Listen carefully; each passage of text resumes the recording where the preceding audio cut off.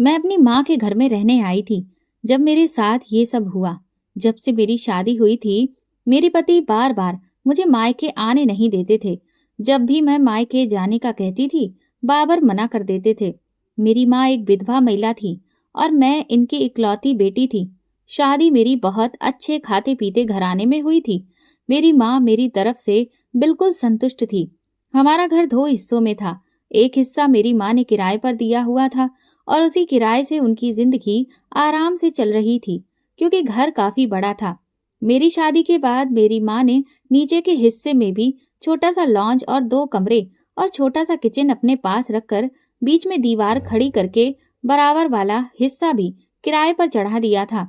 बाबर का अपना कारोबार था, अपना घर था और मेरे पिता भी सऊदी अरब में छोटे भाई के पास रहते थे। मैं अकेले ही अपने घर की स्याही सफेद की मालकिन थी।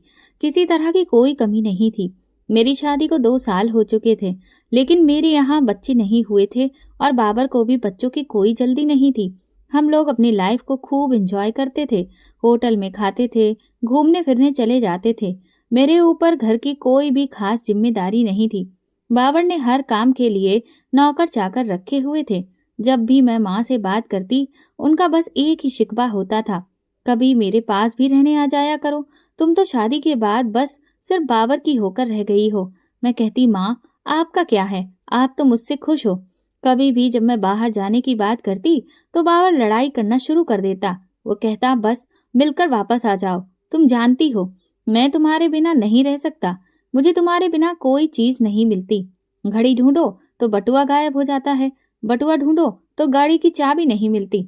ऑफिस के लिए जाना हो तो कभी पैंट नहीं मिलती, कभी मैचिंग शर्ट नहीं मिलती और कभी टाई। समझ में नहीं आता, अगर तुम्हें बार बार मायके ही जाना था तो फिर शादी क्यों की थी। बाबर ऐसा ही था। मुझे उसकी मोहब्बत पाकर बहुत खुशी थी। शायद खुशकिस्मत लोगों को ही ऐसा पति मिलता है जैसा मुझे मिला था। मेरी माँ तो बाबर के बारी ही जाती थी, कहती थी, मैं बड़ी खुशकिस्मत हूँ, मुझे बहुत अच्छा दामाद मिला है।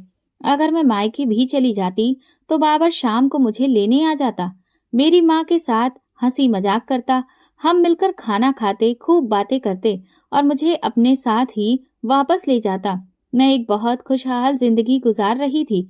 लेकिन फिर एक बार जो मेरे साथ हुआ, उसने मेरी जिंदगी को तहस नहस कर दिया। पिछले 4 दिनों से मैं अपनी माँ को फोन कर रही थी, लेकिन वो फोन नहीं उठा रही थी। आज से पहले कभी ऐसा नहीं हुआ था कि मेरी माँ ने मेरा फोन नहीं उठाया हो। अगर कभी वो व्यस्त भी होती थी तो कुछ देर बाद मुझे कॉल बैक कर लिया करती थी, बता देती थी कि वो काम में लगी हुई थी, इसीलिए फोन नहीं उठा सकी। लेकिन पिछले 4 दिनों से ना तो कोई कॉल बैक आई थी। मुझे परेशान देखकर बाबर पूछने लगे, क्या हुआ है। मैंने कहा, माँ फोन नहीं उठा रही, मुझे बहुत चिंता हो रही है। उन्होंने अपने फोन से भी मेरी माँ को कॉल की, लेकिन किसी ने फोन नहीं उठाया। रात के 12 बजे मेरे नंबर पर किराएदार की कॉल आई।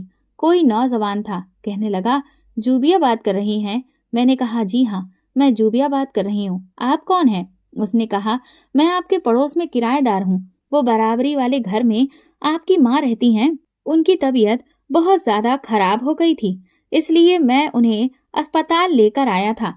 वो बेहोशी के आलम में बार बार आपको पुकार रही हैं। ये सुनते ही मेरे होश उड़ गए।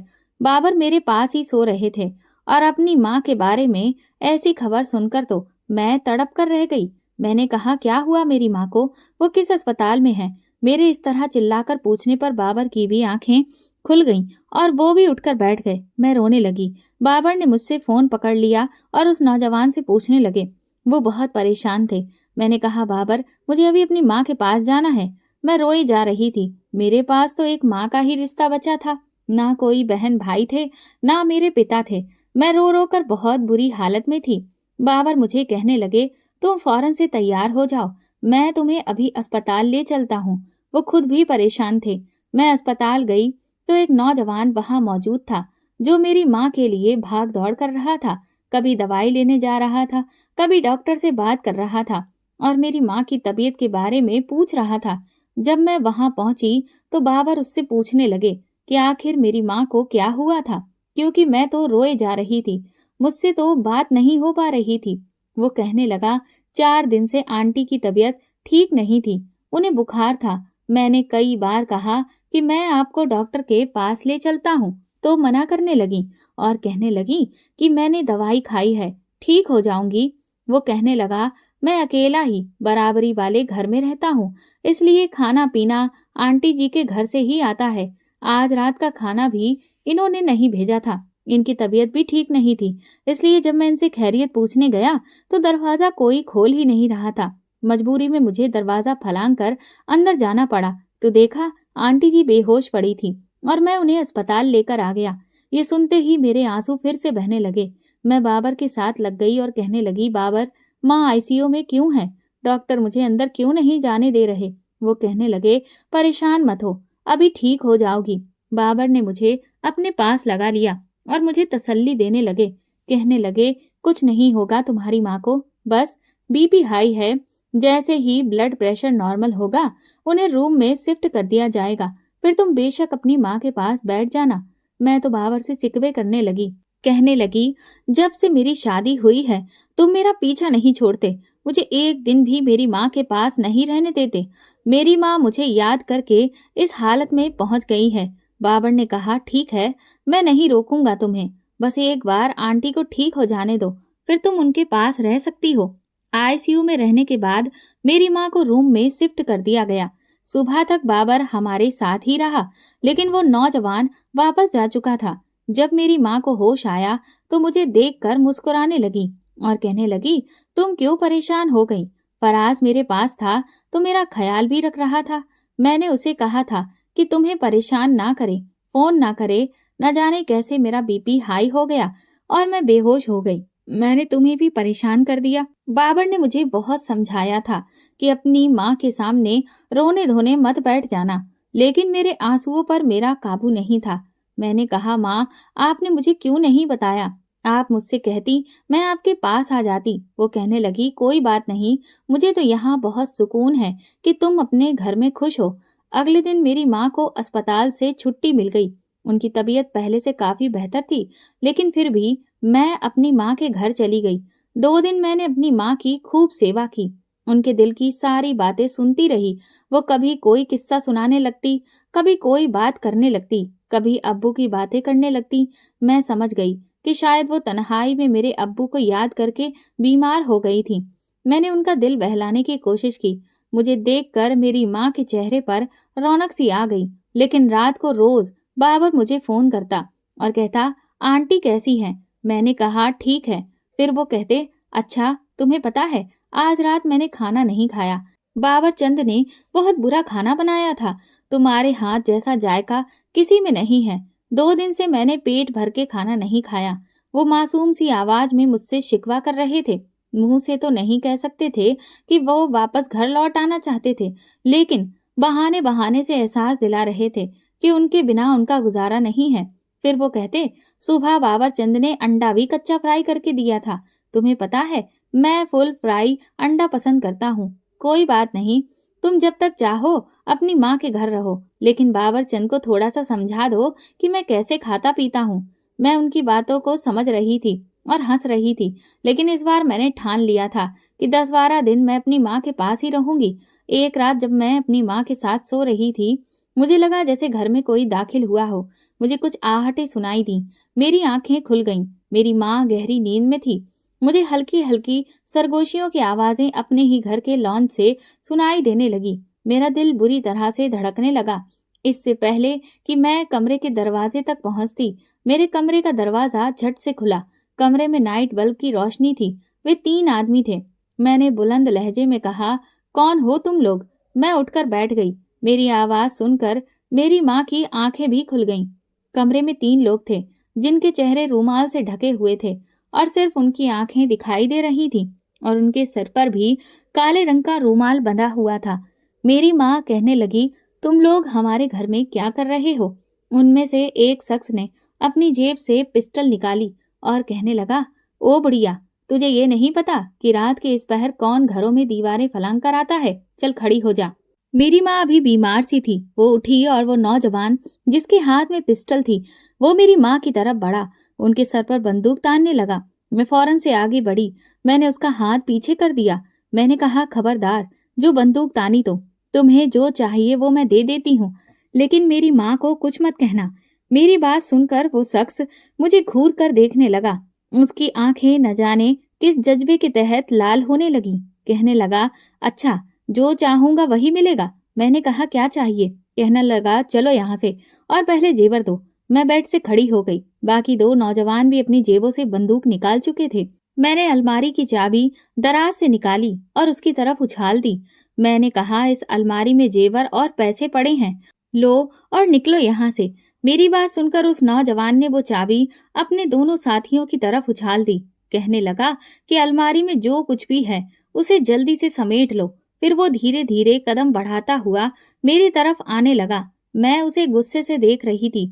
मेरी माँ पहले ही बीमारी की वजह से काफी कमजोर हो चुकी थी। वो उन तीनों नौजवानों को देखकर खौफ से कपकपा रही थी। मैं अपनी माँ के साथ ही खड़ी थी, उन्हें तसल्ली देने लगी। वो शख्स मेरे पास आ गया। कहने लगा, चलो मेरे साथ। मैंने कहा कि इस घर में सिर्फ 2 ही कमरे हैं और जो कुछ भी है वो इसी अलमारी में है। दूसरे कमरे में कुछ नहीं है। अगर तुम चाहो तो जाकर तलाशी ले सकते हो। मेरी बात सुनकर वो हंसने लगा। मेरा हाथ पकड़कर मुझे दूसरे कमरे में ले जाने लगा। ये देखकर मेरी माँ बुरी तरह से घबराई। कहने लगी, मेरी बच्ची को कहाँ ले जा रहे हो? मेरी माँ मेरी तरफ बढ़ी तो उस शख्स ने बंदूक से मेरी माँ को पीछे हटने का इशारा किया। कहने लगा, ए बुढ़िया, एक कदम भी आगे बढ़ाया तो ढेर कर दूंगा। मैं उससे अपना हाथ छुड़ाने लगी। मैंने कहा है ना, तुमसे उस कमरे में कोई भी कीमती चीज नहीं है जिसे तुम चुरा सको। उसने मुझे खुद से करीब किया। कहने लगा, तुम तो हो ना? ये सुनकर मुझे ऐसा लगा जैसे किसी ने मेरे पाँव के नीचे से जमीन खिसका दी हो। मेरी माँ के चेहरे की रंगत भी फीकी पड़ गई। वो उस शख्स से कहने लगी कि खुदा के लिए मेरी बच्ची को कुछ मत करना, तुम्हें जो चाहिए हम तुम्हें दे रहे हैं। लेकिन वो शख्स मुझे घसीटते हुए कमरे से बाहर ले गया। मेरी माँ मेरे पीछे लपकी तो एक दूसरे नौजवान ने उनका हाथ पकड़ लिया। मैं उस शख्स को मारने लगी, अपना हाथ छुड़वाने लगी। मैंने कहा, मुझे छोड़ो वरना बहुत पछताओगे। कहने लगा, अच्छा, क्या बिगाड़ लोगी तुम मेरा? ये कहते हुए वो मुझे दूसरे कमरे में ले आया। कमरे में लाकर उसने दरवाजे को बंद किया और कुंडी लगाकर मुझे बेड तक ले गया। इसके बाद उसने मुझे बेड पर फेंका और अपनी शर्ट के बटन खोलने लगा। ये देखकर मेरी जान पर बनी। बेड की साइड पर एक गुलदान रखा था। मैंने फौरन से वो गुलदान पकड़ा और उसके सर पर वार करने लगी। लेकिन वो लड़का बहुत तेज था। उसने मेरी कलाई पकड़ी और जोर से दबा दी। फिर मेरे हाथ से गुलदान पकड़कर जमीन पर पटक के तोड़ दिया। कहने लगा, तुम जितना लड़ोगी मेरे जुनून को उतना बढ़ाओगी और जो झेलना तुम्हारे लिए मुश्किल हो जाएगा। ये कहकर उसने बड़ी बेदर्दी से मेरा दुपट्टा दूर फेंका, मुझे बेड पर धकेला। मैं चीख रही थी, चिल्ला रही थी, बचाओ बचाओ कहने लगी। उसने मेरे मुंह पर हाथ रख दिया। उसने मेरी आवाज बंद कर दी। फिर जेब से एक टेप निकालकर मेरे मुंह पर चिपका दी। वो टेप ऐसी थी कि मजबूती से मेरे मुंह पर लग चुकी थी। वो मुझे बर्बाद कर चुका था। पूरी रात वो मेरे साथ, मेरी आंखों से आंसू बहकर तकिए में समा रहे थे। मेरे मुंह पर पट्टी बंधी हुई थी। मैं बिल्कुल बेजान हो चुकी थी। जैसे ही फजर की अजान शुरू हुई, उस शख्स ने मुझे छोड़ दिया और कमरे से बाहर चला गया। मेरे हाथों पर उसके नाखूनों के निशान थे। मेरी गर्दन पर भी उसके नाखूनों की खरोच थी। वो इंसान नहीं, जानवर था। कोई भेड़िया था जिसने मुझे नोच नोच के खाया था। दांतों के निशान मेरे बाजुओं पर गर्दन के पास मौजूद थे, जिनमें से खून रिस रहा था। वो लोग घर में से हर कीमती चीज उठाकर ले जा चुके थे, जिसमें मेरी इज्जत भी शामिल थी। मेरी माँ जब मेरे कमरे में आई तो मेरी हालत देखकर फूट फूट कर रोने लगी और मैं यूं थी कि जैसे बेजान हो चुकी थी। बस मेरी आंखों से आंसू बहे जा रहे थे। मेरी माँ ने मेरे मुंह से टेप उतारी, फिर हाथ पकड़ा, मुझे उठाने की कोशिश करने लगी। लेकिन मुझे ऐसा लग रहा था जैसे मैं मर चुकी हूँ। मेरी हालत बहुत ज्यादा खराब थी। मेरी माँ समझ नहीं पा रही थी कि क्या करें और क्या ना करें। उन्हें कुछ नहीं सूझा तो वो कमरे से बाहर निकल आई, क्योंकि अब मेरी सांस घुट घुट कर निकल रही थी। मुझे लग रहा था कि मैं जिंदा ना रहूं। कुछ देर बाद मेरी माँ कमरे में आई तो उसी नौजवान के साथ आई जो हमारे घर के बराबर वाले घर में रहता था। उस वक्त मेरा लिबास जगह जगह से फटा हुआ था। उन्होंने लिहाफ मुझ पर उड़ा रखा था। मुझे देखकर वो शख्स बुरी तरह से घबरा गया। फिर कहने लगा, आपको इनके शौहर को बुलाना चाहिए। मैं कैसे इन्हें हॉस्पिटल लेकर जा सकता हूँ? اس کی بات شاید اپنی جگہ ٹھیک تھی۔ میری ماں نے کہا، نہیں فراز، میں بابر سے کچھ نہیں کہہ سکتی، وہ کبھی بھی میری بیٹی کو اس حالت میں سویکار نہیں کرے گا۔ میری ماں بہت گھبرائی ہوئی تھی، مجھ میں اتنی بھی طاقت نہیں تھی کہ میں کچھ بول سکوں۔ وہ کہنے لگا، میں ایک لیڈی ڈاکٹر کو گھر لے آتا ہوں۔ یہ کہہ کر وہ کمرے سے باہر نکل گیا۔ کچھ دیر کے بعد ایک لیڈی ڈاکٹر میرے کمرے میں آئی۔ وہ نوجوان پھر سے کمرے میں نہیں آیا۔ ڈاکٹر کو ساری بات بتائی۔ اس نے مجھے کچھ انجیکشن لگا دیے اور کچھ دوائیاں بھی دیں۔ میری حالت پر افسوس کرتے ہوئے وہ چلی گئی۔ 2 دن میں بالکل گمسم چپ تھی۔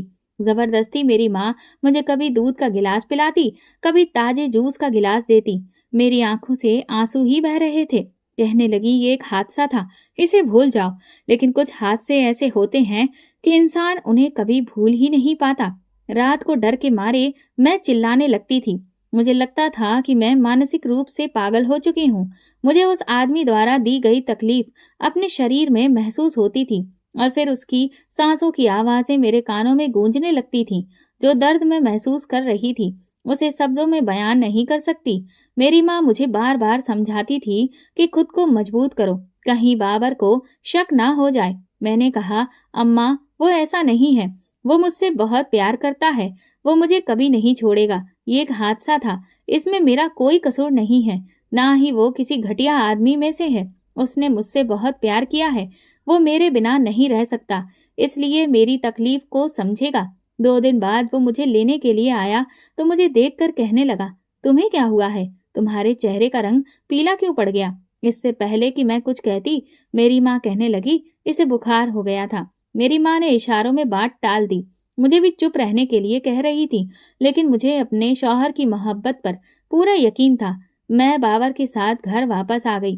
وہ مجھے چپ دیکھ کر کہنے لگا، کم آن جوبیا، تم اتنی چپ کیوں ہو؟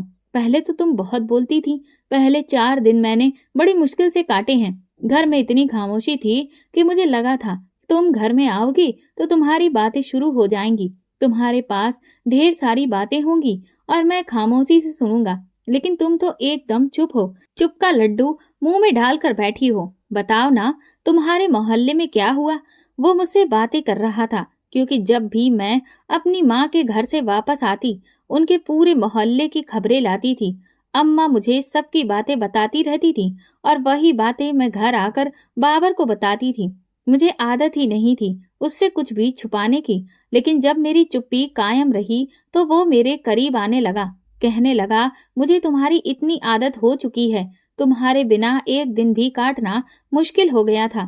اگر تمہاری ماں بیمار نہ ہوتی تو قسم سے تمہیں جانے ہی نہ دیتا۔ یہ کہتے ہوئے انہوں نے میرے دوپٹے کو جب میرے گلے سے ہٹا کر بیڈ پر رکھا اور میرے پاس آنے لگے تو رک گئے۔ خروچیں میرے گلے میں پڑی تھیں۔ مجھے دیکھ کر ان کا بڑھتا ہوا ہاتھ پیچھے ہٹا۔ وہ کہنے لگے، زوبیا، یہ کیا ہے؟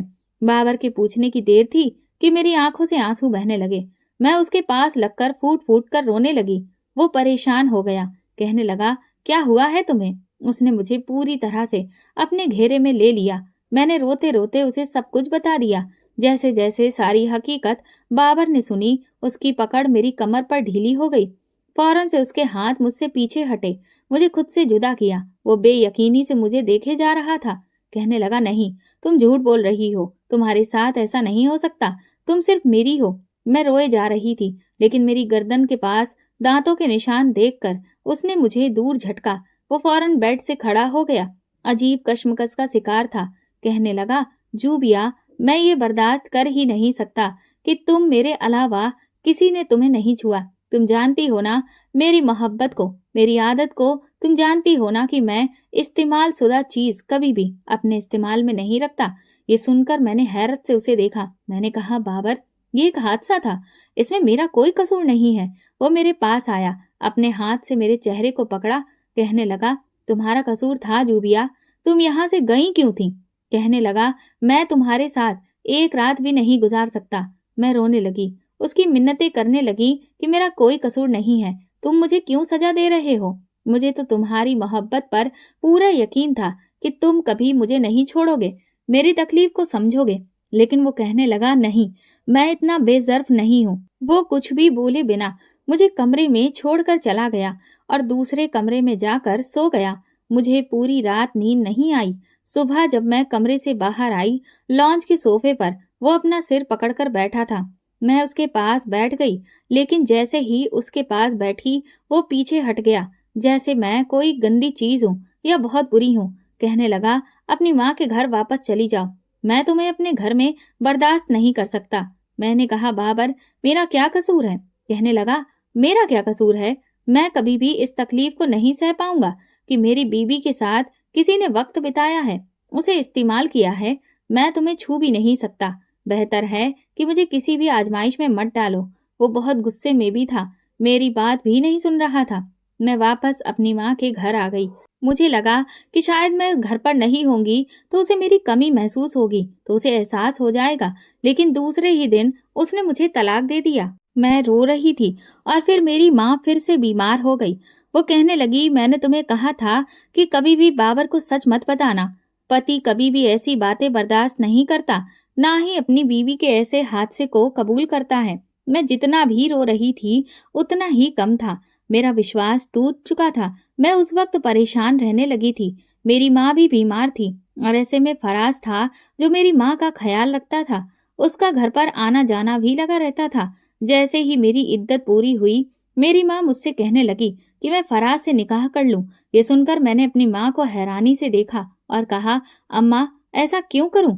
मैं बाबर के अलावा किसी के बारे में सोच भी नहीं सकती, और जो कुछ बाबर ने मेरे साथ किया है, मेरा तो विश्वास ही टूट गया है। बिना कसूर के उसने मुझे सजा दी। जब मेरे शौहर ने मुझे कबूल नहीं किया तो वो अनजान शख्स क्यों मुझे कबूल करेगा? ये सुनकर मेरी माँ कहने लगी, उसने खुद कहा है कि वो तुमसे निकाह करना चाहता है क्योंकि तुम्हारा कसूर नहीं था, और वो कभी तुम्हें इस बात का ताना नहीं देगा। मैं बीमार हो रही हूँ बेटा, मेरी जिंदगी का कोई भरोसा नहीं है। मैं नहीं चाहती कि तुम्हें बेसहारा छोड़कर इस दुनिया से चली जाऊं। वो मेरे सामने हाथ जोड़ने लगी और रोने लगी। मैं शादी नहीं करना चाहती थी। मैं बहुत बुरी तरह से टूटी हुई थी। माँ के कहने पर मैं इनकार नहीं कर सकती। बड़ी सादगी से मेरा निकाह फराज से हुआ। मैं बड़ी खामोशी से उसके घर में बैठी थी। मैं अब तक ये नहीं समझ पा रही थी कि उस शख्स ने मुझे कबूल कैसे कर लिया। 2 साल की मेरी शादी थी। मेरा शौहर मुझे बेइंतहा चाहता था, लेकिन फिर भी उसने मुझे इस हादसे के बाद अपनाने से इनकार कर दिया था। ये शख्स मुझे जानता तक नहीं था। मेरी इस कड़वी हकीकत के साथ मुझे कैसे कबूल कर सकता है? मेरी माँ ने उसके सामने मिन्नतें की होगी कि मुझे अपना ले, और वो हमारे घर का किराएदार है, इसीलिए मजबूर हो गया होगा। जैसे ही कमरे का दरवाजा खुला, मेरा दिल किसी ने मुट्ठी में ले लिया। एक औरत के लिए शायद ऐसी तकलीफें नाकाबिले बर्दाश्त होती हैं। कोई भी औरत ये नहीं चाहती कि उसकी जिंदगी में उसके शौहर के अलावा कोई दूसरा शख्स आए, और फिर इस हादसे ने तो जैसे मेरे आसपास और भी दिमाग पर बहुत बुरा असर डाला था। उसके बाद किसी दूसरे मर्द को अपनाना मेरे लिए बहुत मुश्किल हो रहा था। मैंने एक नजर उसकी तरफ देखा तो उसके चेहरे पर इस कदर खुशी थी कि छुपाए नहीं छुप रही थी। मैं उसकी इस खुशी पर हैरान थी। वो मेरे पास आकर बैठ गया, मुझे बड़े गौर से देख रहा था, और मैं यूं थी जैसे नजरें चुराने की कोशिश कर रही थी। ये मजबूत रिश्ता था उससे। उसने मेरे दोनों हाथ थाम लिए और कहने लगा, मैं तुम्हें कभी भी कोई ताना नहीं दूंगा। जो हो गया उसे भूल जाओ। मैंने कहा, मैं ये शादी करने के लिए तैयार नहीं थी। मेरे साथ जो हुआ उसे भूलना मेरे लिए आसान नहीं है। मुझे कुछ वक्त चाहिए।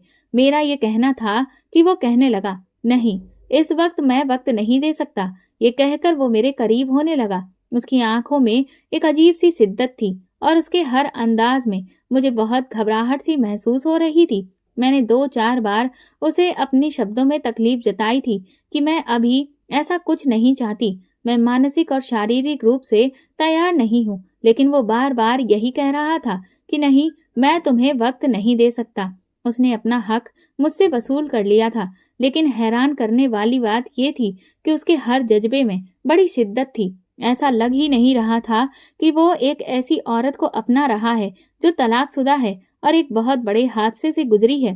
वो मेरी तारीफ कर रहा था जैसे मेरी पहली शादी हो। इससे पहले वो मुझे बहुत अच्छे तरीके से जानता हो। मैं बड़ी उलझन का शिकार हो गई। रोज उसकी कुर्बत मुझे एक नए इम्तिहान में डाल देती। वक्त गुजरने लगा। जब कुछ महीने गुजर गए तो मेरी माँ भी मुतमईन हो गई, लेकिन मेरा दिल मुतमईन नहीं हुआ। मैं बहुत चुप चुप रहने लगी। हालांकि फराज मेरा ख्याल रखता था, मोहब्बत से बात करता था। एक बार उसने मुझसे कहा, तुम मुझे पहले भी बहुत अच्छी लगी थी। जब तुम अपनी माँ से मिलने आती थी तो मैं अपनी छत से तुम्हें देखा करता था। तुम्हारे शौहर तो तुम्हारे साथ बिल्कुल भी नहीं जचता था। पता नहीं तुम्हें उसमें क्या नजर आया जो तुमने उससे शादी कर ली। फराज के मुंह से बाबर के लिए ये बातें सुनकर मुझे पता नहीं क्यों बुरा लगा। मैंने कहा, फराज प्लीज, मैं उसके बारे में कुछ भी सुनना नहीं चाहती। मेरे सख्त लहजे को सुनकर वो कहने लगा, क्या तकलीफ हो रही है तुम्हें उस शख्स के लिए जिसने तुम्हें तुम्हारे मुश्किल वक्त में अपनाया भी नहीं। उस वक्त मैंने तुम्हें अपनाया था। तुम्हें मेरा शुक्रगुजार होना चाहिए। मैंने एक जख्मी नजर से उसे देखा और कहा, आपने कहा था कि आप मुझे कभी इस बात का ताना नहीं देंगे। अगर ऐसा ही करना था तो बेशक आप मुझे नहीं अपनाते। ये कहकर मैं अपने कमरे में चली गई। कुछ देर बाद वो आया और मुझसे माफी मांगने लगा। कहने लगा, मैं तुम्हारी नाराजगी बर्दाश्त नहीं कर सकता। I am sorry. जबकि मैं उससे बात ही नहीं कर रही थी। मुझे कभी भी वो अच्छा नहीं लगा था।